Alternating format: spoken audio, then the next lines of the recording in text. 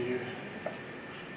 Scott, can you just give us your reflections on the other night, and obviously Steve Clark's talking about the analysis and how you focused on the good bits and the bad bits. I just wonder how that was kind of broken up and how you reflect upon that now?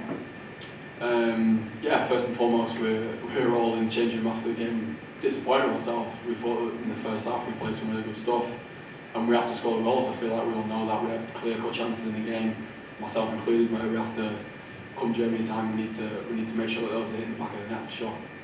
How does a result like that, the performance in over 70 minutes was so good, but everyone's talking about the result, how does that affect you mentally more than anything else?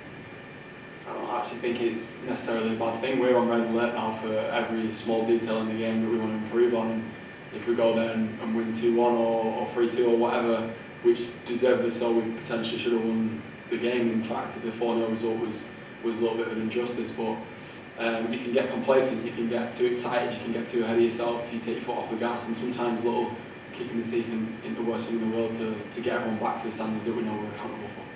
Obviously, tomorrow night, Northern Ireland, how imperative do you all feel that a win is a must to get this kind of run restarted, I feel like? The next 3 games that we've got leading up are huge. We need to, as you say, regain some confidence, but in my opinion, I don't think the confidence has dipped. I feel like we know that we played some really good stuff the other night, and we want to continue them good movements, the motion that we had in the first half and the beginning of the second half as well. So yeah, it's not all doom and gloom. It may seem like it from the results, but we want to keep pushing. We want to show everyone that we are a really good team and we're capable of that with the squad that we have, which is, in my opinion, is really good. Scott, is a result like that almost harder to get out of the system and see an early defeat because you put so much into the game? Yeah, we were sat in the dressing room at half time wondering what happened. They scored a worldie and we pretty much controlled the game as we wanted to for 45 minutes. So, well, that's football. We all know the game well enough now. We've got enough experienced players and pros on the pitch to deal with stuff like that. And what happened in the last 20 minutes, myself included, Andy Robertson, Kieran Tierney, the boys who are the more experienced ones, John McGinn as well, like, we know that can't happen. We know that we shouldn't be letting stuff like that happen. But I think that's probably the most disappointing part of the evening for me. Steve was just talking about how much you've grown in the team as you approach your 50th campaign before going tomorrow. Just on reflection, what's it been like for you? He was talking about changing from centre back to midfield.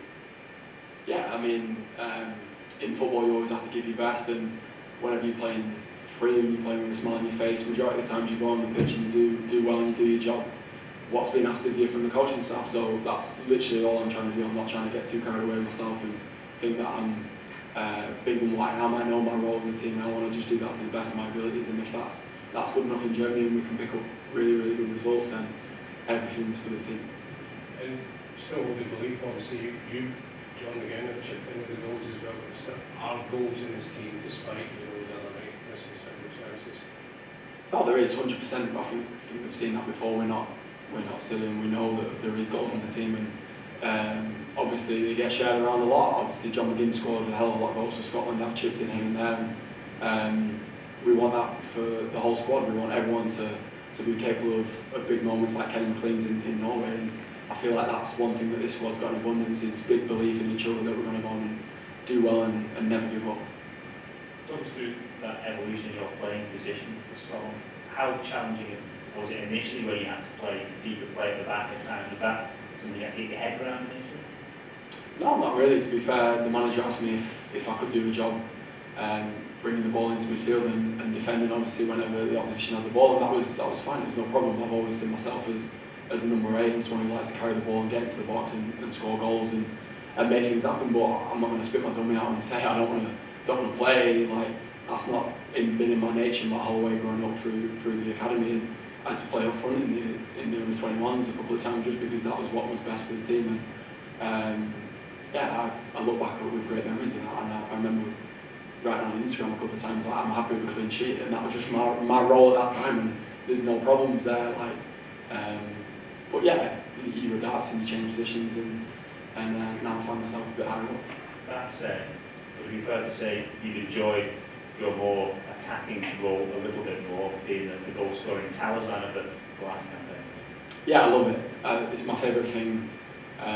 because I know that when midfield players play against me and they sprint into the box full penalties, it's hard to stop, and I know what it feels like being on the other end of it. So I just want to do that as much as possible and try and help create and give good moments and hopefully big goals to the team, and obviously chipping in here and there with getting back in our own box and defending with 10, 11 men behind the ball as well. The manager was talking about the lessons learned because of the bigger teams in recent months.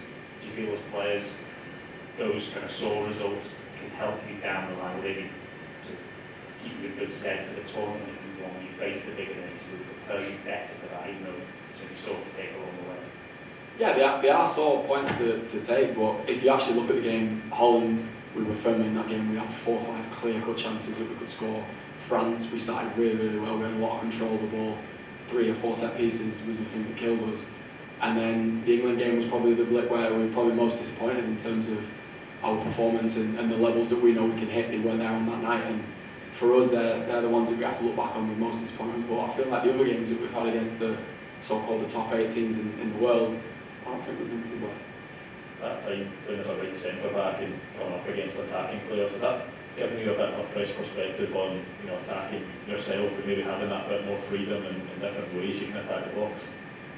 Yeah, it does. It gives you new ideas for yourself. Obviously, when you find yourself higher up the pitch, obviously my biggest strength is getting in the box and being a presence in the box, and obviously carrying the ball and being a threat in that dynamic. But yeah, you watch some of the players that you've played against in the highlights back whenever you were playing at the back, was you pick little things up here and there on the way, and things that defenders don't like, because I didn't like it, and you try and put that into your own game to a certain degree. Yeah.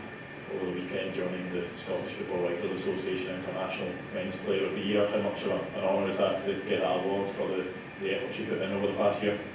Yeah, it means the world to me, and I just want to thank everyone at the Football Writers Association for voting for me, and obviously hopefully seeing the good work that I'm trying to put on the pitch for the boys, and I'm delighted, and I'm really thankful. It's really appreciated. How has the squad changed since you made that debut? Obviously you still have your core group of boys there, Kieran Tierney, Stuart Armstrong, Andy Robertson.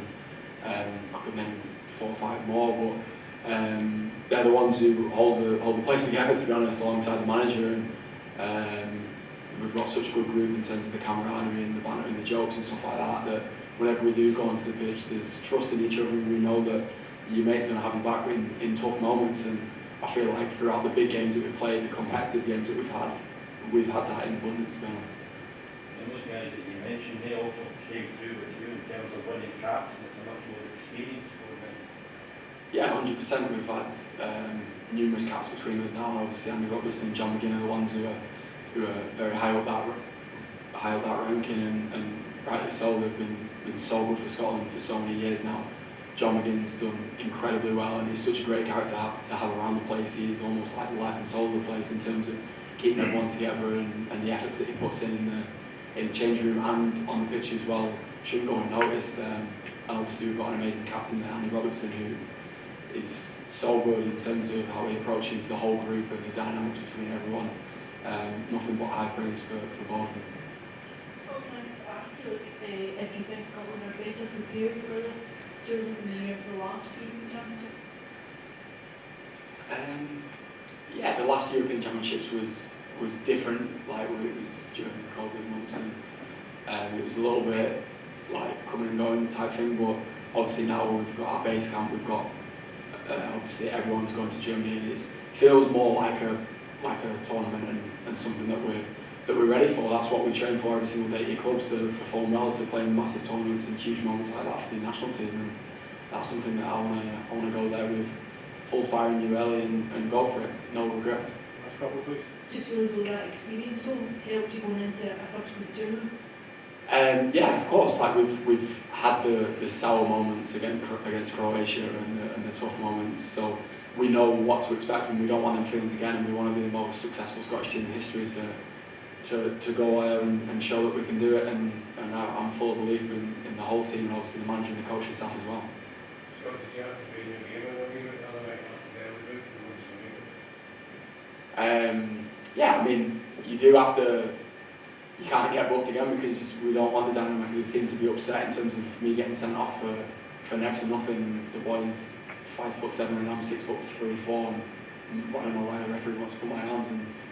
I feel like football's getting a little bit that way, where players are rolling around and they're pretty much pushing the referee to make decisions and vote players early on in the game, which is not right. It's almost like cheating, but it's, if you get me started on that, then I'll be here all day. Can I ask one question as well? Just on international team, you've seen a Kobe making his England debut as well during this very much of what you played his evolutions, development, obviously George playing in the product. There's how he is taking a lot of talk. Amazing, so happy, and he deserves the England call up. He's been so good for 24, 25 games now. He's barely missed a minute, and it just shows you that whenever young kids come through the academy and they've got full confidence in their own ability, they can go on and do exceptional things. And I feel like I've spoken to Kobe a good couple of times about like, just keep your head down and you just concentrate on yourself and keep pushing and doing what you're doing, because there's no reason to stop. The sky's the limit in terms of the potential and wanting to push like Alejandro and Nacho as well. So just as long as they've got the right head on their shoulders and they don't get too carried away, they can do amazing things. But I'm really, really pleased for them. That's all.